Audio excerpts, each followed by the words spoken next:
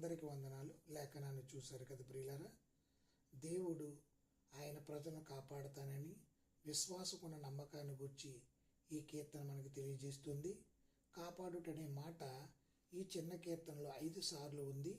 కాపాడుట గురించి ఈ కీర్తన ఇచ్చే వాగ్దానాన్ని బట్టి కీర్తనన్నిటిలో బాగా ఇష్టపడే వాటిలో ఇదొకటి అయింది ప్రియులారా.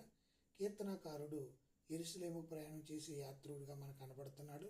అతని కళ్ళను కొండల వైపు ఎత్తుచున్నాడు. యెరూషలేము అన్ని కొండలు కనపడుతున్నాయి ప్రియులారా. అక్కడ ఆయన ప్రజల మధ్య దేవునికి సన్నిధికి గుర్తుగా ఉన్న ఆలయం కూడా అక్కడే ఉంది. అక్కడ నుంచే కీర్తనకారుడికి మనకి కూడా దేవుడు సహాయం వస్తుంది. యెహోవా మనల్ని ఎండ నుండి వెన్నెల నుండి ప్రమాదం కలగకుండా కాపాడుతాడు. అవి పగలు రాత్రి మనకు వచ్చే ప్రమాదాలకు పరీక్షలకు సూచనగా ఉన్నాయి. యెహోవా మనలను ఈ యెరూషలేము ప్రయాణంలో సురక్షితంగా ఉంచడమే కాకుండా ఆయన